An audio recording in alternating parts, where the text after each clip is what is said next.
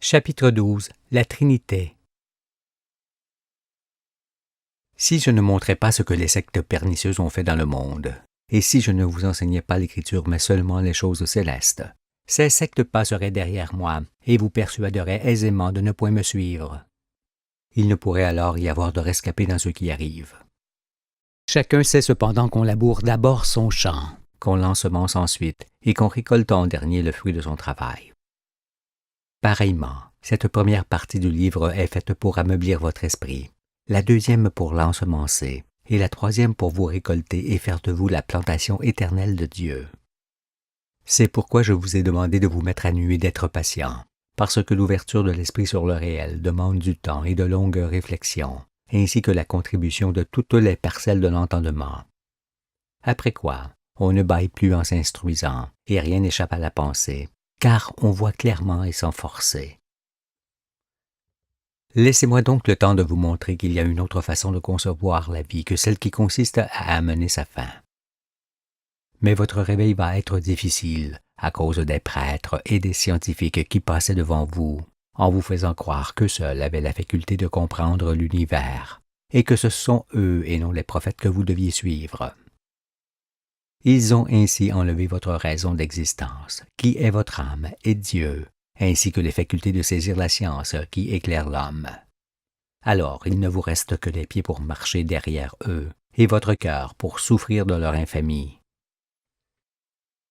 Toutefois, sachez que ceux qui existeront en leur temps autour de l'étoile prochaine qui naîtra de la famille solaire feront comme vous.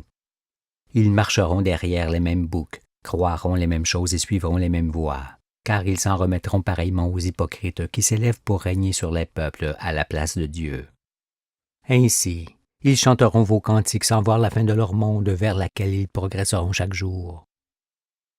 Et cela fut dans le monde qui nous précède, en amont du soleil, parce que les ténèbres de l'esprit sont nécessaires pendant un temps, pour que d'elles sorte la lumière et la délivrance. Vous devez donc connaître l'essentiel de l'Écriture qui annonce ce jour où nous sommes arrivés et qui est ce fameux jour du renouvellement de toutes choses. Le moment est venu de vous lever, de prendre le lit pour lire tranquillement ce que l'on vous dit et de marcher vers votre salut. Lorsque, enfant, vous aviez de la fièvre et que votre mère vous disait « Mon enfant, tu es malade, il faut que tu prennes le lit », vous saviez ce qu'elle vous disait. Mais lorsque Jésus dit à celui qui dort « Lève-toi, prends ton lit et marche », vous n'avez point su entendre ce que cela signifiait, car vous aviez cru qu'il lui demandait de se lever et de prendre son lit sur les épaules pour aller se dégourdir les jambes. Pauvre homme, allez-vous pouvoir m'écouter? Je vous demande cependant de vous lever d'entre les morts, de prendre votre lit pour pouvoir lire au calme et saisir ce que j'écris, et de marcher sur la voie, car il en va de votre vie. Le Père Abraham. Lorsque vous aurez mangé à ma table, lu tout le livre, vous saurez alors qu'Abraham, Isaac et Jacob sont aussi trois aspects du serviteur de l'Éternel, du Christ, qui est l'agneau. Abraham est celui à qui toute la terre appartient pour qu'il la remette, au soir du monde, à tous ceux qui marchent avec Dieu. Pour cela, il sait qu'il devra séparer les bons et les mauvais en deux camps, pour que les bons restent et que les mauvais disparaissent. Et c'est ce qu'il fait à travers moi. Vous avez lu, en effet, qu'avec la connaissance qui lui est donnée, Abraham coupe les animaux que Dieu lui désigne par le milieu et met chaque morceau l'un vis-à-vis de l'autre, puis d'entre lesquels sortent des éclairs. Mais il ne partage point les oiseaux du ciel, qui sont la représentation des anges pouvant aujourd'hui, avec moi, survoler toutes choses. Ce que fait Abraham s'entend ainsi. Avec ce que je montre et explique dans le livre de vie, les incrédules seront en très grande majorité partagés en deux, car une partie d'eux-mêmes m'acceptera et l'autre me refusera. Ce qui sera un grand conflit en chacun, qui devra cependant se terminer par la décision de me suivre ou de ne point le faire. Ce qui se traduira forcément par la séparation des hommes, qui sera inévitablement suivie de la fin du monde. Alors, comme Abraham, tous ceux qui m'auront suivi recevront la terre entière en héritage, sur laquelle ils régneront à tout jamais. Les autres périront, et les oiseaux de proie s'abattront sur eux. Par ailleurs, pourquoi Abram fut-il appelé Abraham? Quel est le sens de ce changement de nom? Tout d'abord, il faut concevoir que l'homme est comme une chandelle en préparation, devant être éclairé le moment venu. Cela pour voir le réel tel qu'il est et pour se conformer aux raisons pour lesquelles il a été créé. En ce sens, Abram est l'homme de Dieu encore ténèbres, éteint. Mais lorsqu'il entend la voix du Très-Haut, il s'éclaire et marche avec lui. Et c'est alors que Dieu lui demande de ne plus s'appeler Abram, mais Abraham, parce que d'homme, il est devenu ange, à la manière de ce que vous allez devenir. Après cela, Abraham institue la circoncision de la chair pour garder l'alliance de Dieu. Ensuite, Dieu le prévint qu'il va détruire Sodome et Gomorrhe, et que ceux qui ont encore des oreilles pour entendre, comme l'eau qui en est la représentation, en sortent pour se réfugier dans les villages des montagnes pendant qu'il en est temps. Sodome et Gomorrhe ne sont point des villes cependant, mais les symboles des villes corrompues du soir du monde. Car Sodome signifie homme avec homme, l'homosexualité, et Gomorrhe signifie la gonorrhée, la maladie qui en résulte.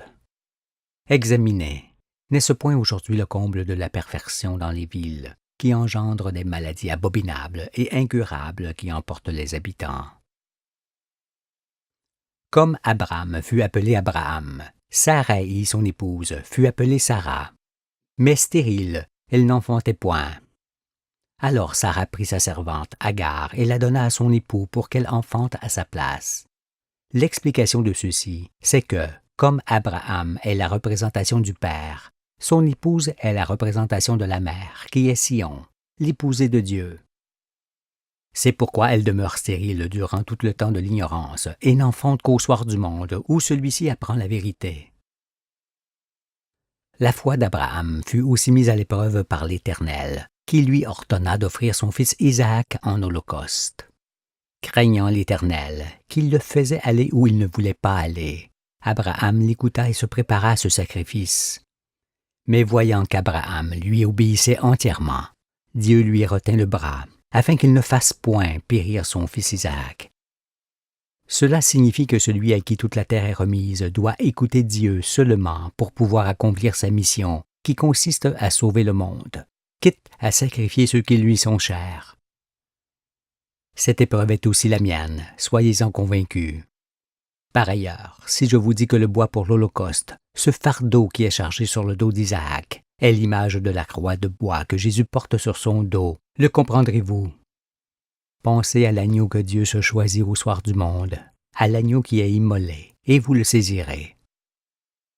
Car ce n'est pas sans savoir que ma vie est sacrifiée, ni sans douleur que je m'avance vers vous pour vous sauver. Le troisième jour. Lorsque, pour l'éprouver, Dieu demande à Abraham de sacrifier son fils Isaac, il lui montre le lieu où son fils, le fils de sa vieillesse, sera immolé. Il est dit, et le troisième jour, Abraham, levant les yeux, vit le lieu de loin. Pour saisir ceci, sachez concevoir en premier que je suis le fils de la vieillesse d'Abraham, car ce fils-là ne peut paraître que bien loin d'Abraham, qu'au soir du monde, lorsque Abraham et Sarah sont effectivement âgés. Mais avant cela, Dieu dit à Moïse, en lui parlant des hommes, « Sanctifie-les aujourd'hui et demain, qu'ils lavent leurs vêtements, qu'ils soient prêts pour le troisième jour. » Ces 3 jours, aujourd'hui, demain et après-demain, ne sont pas 3 jours d'hommes. Ils sont l'indication d'époques qui ne sont pas à confondre avec les jours de la création. Car demain signifie l'intervalle de temps qui sépare Moïse du Fils. C'est pourquoi Jésus dit « Je ressusciterai au 3e jour ».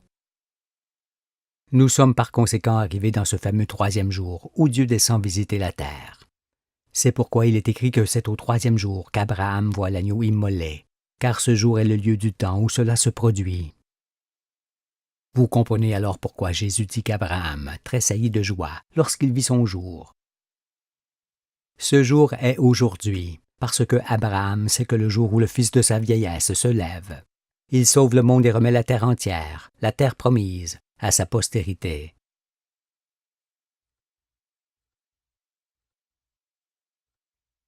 La lutte et la victoire. Notez que Jacob est celui qui lutte jusqu'à ce que l'aurore se lève. Il lutte contre lui-même, contre des hommes, ceux qui règnent, et avec Dieu, et il en sort victorieux. C'est pourquoi Dieu lui change également son nom et lui dit, « Ton nom est Jacob, tu ne seras plus appelé Jacob, mais ton nom sera Israël. » Et il lui donna le nom d'Israël. Dieu lui dit encore, « Je te donnerai le pays que j'ai donné à Abraham et à Isaac, et je donnerai ce pays à ta postérité après toi. » Comme ce fut pour Abraham, le nom de Jacob fut changé en celui d'Israël après sa lutte qui le fit sortir des ténèbres. Ce fut ma lutte et ma victoire sur les ténèbres, et l'Israël de Dieu, je le suis. Vous devez pareillement entreprendre cette lutte, à commencer avec vous-même, pour sortir de vos sépulcres et prendre part à la résurrection à partir de laquelle vous vivrez éternellement. Vous êtes les véritables enfants d'Abraham que je viens chercher, les enfants de la promesse, allant hériter de toute la terre. Si je vous fais naître à nouveau, ne serez-vous point mes fils et mes filles? Vous le serez forcément, ce qui vous montrera que je suis bien Israël, et vous, le peuple d'Israël, ce petit troupeau auquel Dieu a jugé bon de remettre le royaume.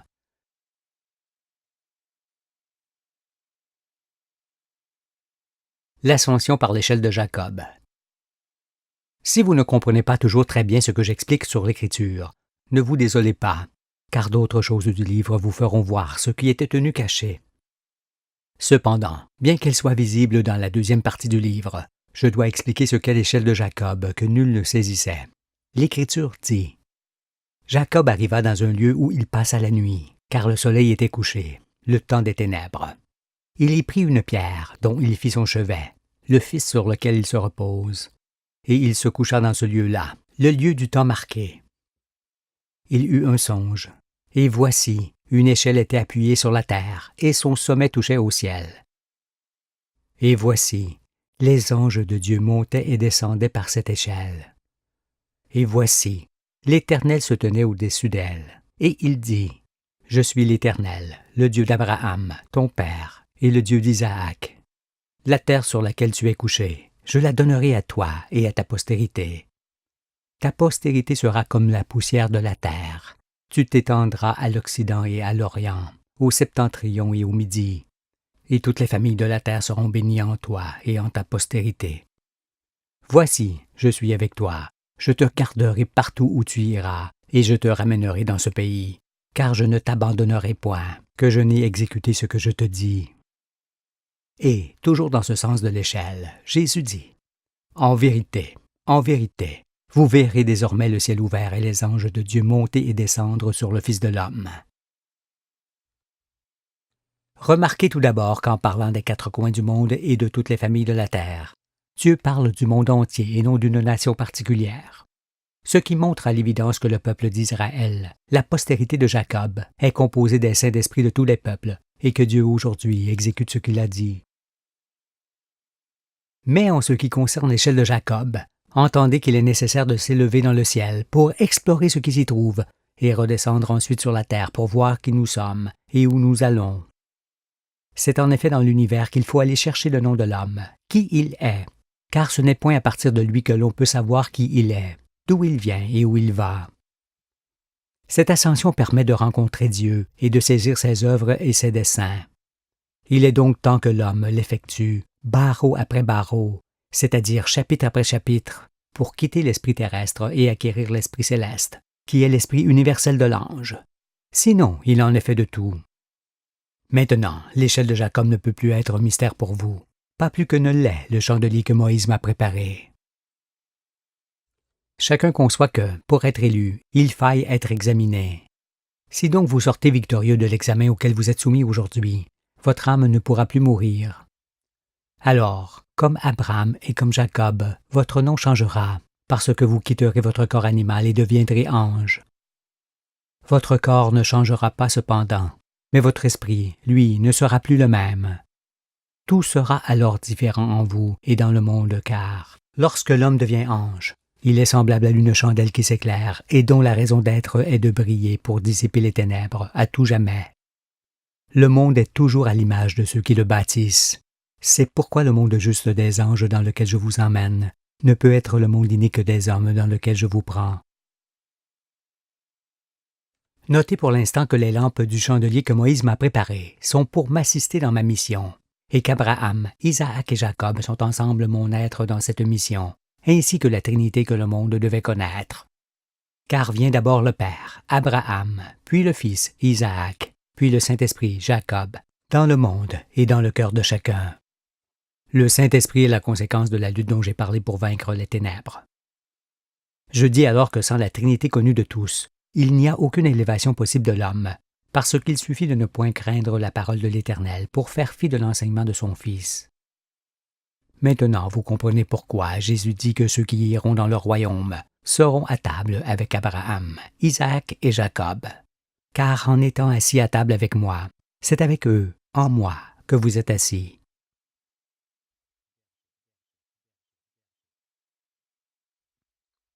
L'étoile du berger. La lumière de l'esprit est l'éclairement donné par la compréhension de l'Écriture assurément, mais aussi par la compréhension de tous les éléments de l'univers de Dieu, par lesquels on existe. C'est pourquoi, dès après que je vous aurai enseigné le sidéral, les astres, vous conviendrez que la lumière du Fils fait lever l'aurore sur la terre, et fait de lui le berger des hommes.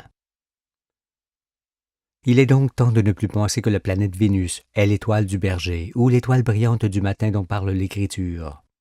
Car le berger je le suis, et la lumière de mon esprit est cette étoile spirituelle qui annonce l'aurore.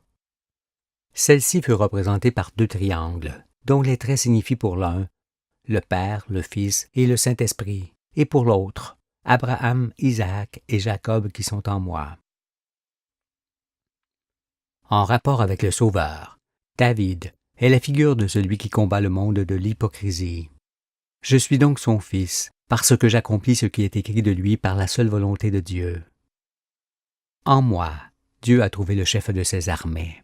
Il a trouvé David. Contesterez-vous que j'ai reçu l'étoile de David? Cette étoile, qui symbolise la lumière de l'esprit, est aussi l'étoile du berger que Jésus m'a remise pour qu'à mon tour je la remette à ceux qui sont circoncis, car cette lumière est transmissible d'homme à homme, comme l'est une flamme d'une chandelle à l'autre. Mais je suis attristé par vos façons de voir, parce qu'en représentant le Fils par sa croix et non par sa lumière, ce qui signifie en l'associant à la mort, et non à la vie comme vous deviez le faire, cela vous empêchait de comprendre que l'étoile du berger des hommes est aussi l'étoile de David, l'étoile brillante du matin qui se lève dans les cœurs.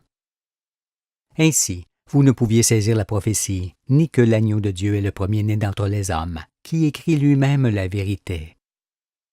Si donc vous ne saisissez pas ces choses simples sur la lumière du Fils, comment saisirez-vous que la Trinité qui est en moi forme tout mon être? Cet aspect de ma personne et de ma connaissance est symbolisé par l'étoile du berger, qui est le symbole de la lumière du gardien des hommes. Si vous recevez mon baptême au fur et à mesure que je vous enseigne, cela signifiera que vous êtes marqué du sceau de Dieu sur votre front et désigné de la sorte pour la vie éternelle. Vous aurez reçu mon étoile qui vous sauvera, car Dieu ne vous choisit pas selon votre aspect ou votre âge, ni ne vous sauve par l'arme. Il vous choisit par la circoncision de votre cœur qui vous permet de vous élever jusqu'à lui, et vous sauve par la lumière de son Fils qu'il transmet en chacun de vous. Mais Dieu laisse à tous le libre choix d'entrer ou de ne point entrer dans son temple. En effet, être élu et aller dans son royaume n'est pas un droit acquis à la naissance. Non, sans effort de compréhension et sans volonté de changement du cœur de l'homme, point de royaume ni de vie éternelle. Cependant, chacun fera ce qu'il voudra, car celui que Dieu envoie sur terre laisse l'homme toujours libre d'agir comme il le veut.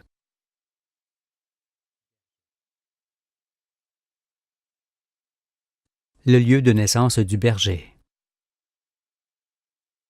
Par la suite, nous parlerons d'Adam et Ève, et montrerons qu'ils ne sont pas un couple duquel descendrait l'humanité entière, mais qu'ils sont le nom de l'homme et de la femme que Dieu a créés.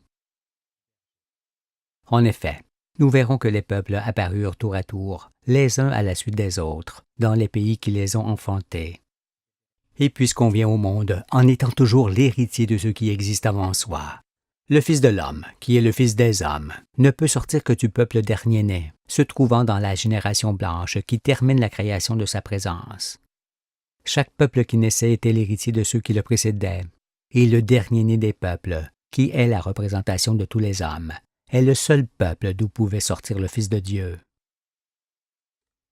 Tous les hommes de la terre ont âme et cœur identiques, pouvant rire ou pleurer. Mais un peuple est toujours à l'image du pays qui l'a enfanté. C'est pourquoi un pays fort riche en diversité donne des hommes fort riches en esprit, car ceux-ci doivent composer avec tout ce qui existe autour d'eux. Et le pays duquel je sors résume le monde entier.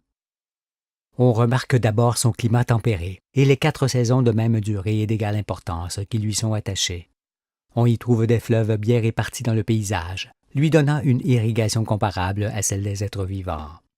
On y voit les mers et les montagnes, les plaines et les vallées, ainsi qu'un grand nombre de choses contraires et diverses qui développent l'esprit des habitants, surtout que les hommes originaires de ce pays furent souvent mêlés à des hommes venus d'ailleurs. C'est pourquoi, tel le flux et le reflux de la mer, tout arrive et repart de ce jardin dans lequel Dieu appelle son Fils sur le soir, et à l'Orient duquel il plaça les prophètes. Tout ce que je dis là, Moïse et Jean le connaissaient et savaient où je naîtrais pour cette raison. Lorsqu'on dit « le Fils de l'homme », entendez « le Fils de tous les hommes sous le ciel », et cela par héritage. C'est pourquoi ce Fils ne pouvait apparaître que dans le peuple dernier-né et héritier de tous. Moyen en tout de ce fait, je peux aisément voir ce que sont les œuvres des hommes, en référer à Dieu et vous transmettre ensuite son jugement. Telle est ma première mission, la dernière étant de vous sauver. Dans l'Écriture, lorsque les prophètes parlent de bergers, ils ne parlent point de pâtres assurément, mais de ceux qui gardent les hommes dans les pâturages de Dieu. Dans ce sens, vous savez que 3 bergers, les 3 rois mages, suivent une étoile qui s'arrête sur la tête du Fils venant de naître. Cette scène, comme les autres, est aussi à entendre dans le sens spirituel, parce qu'il s'agit d'Abraham, d'Isaac et de Jacob qui marchent vers le 4e et le lieu où il vient de naître, pour que l'on sache du soleil levant au soleil couchant que celui-là est le véritable et que son nom est parole de Dieu. Ce n'est évidemment pas une étoile du ciel, ni une comète qu'ils suivent, mais la lumière de leur raisonnement, pour se diriger et vous diriger avec eux vers le pays et le lieu où devait naître le Fils. Car, bien qu'il soit le berger des hommes, il est fait lui aussi avec ce qui existe dans le pays et le peuple où il est pris. Les rois mages arrivent donc sur le soir, en suivant la lumière de leur esprit, qui est aussi celle du Fils. Car que font-ils? Ils cherchent le pays qui résume le monde, et qui est un jardin où se trouvent des arbres, des hommes qui donnent des fruits, des œuvres, bons à manger. Et, lorsqu'ils trouvent ce peuple habile et gentil, toujours prêt à aider les autres, ils trouvent celui qui vient de naître. Mais ne pensez pas que je glorifie les gens de ce peuple sur lequel Dieu a porté ses regards. Non, je ne les glorifie pas, car ils ne sont pas exempts de péché ni de reproche. Et c'est au Créateur qu'ils sont redevables de leur existence et non à eux-mêmes. Mais parce que Dieu les protège, cela les rend fiers comme le coq qu'ils ont pris pour emblème, ou comparable à des ânes et des ânesses qui ont le front dur comme la pierre.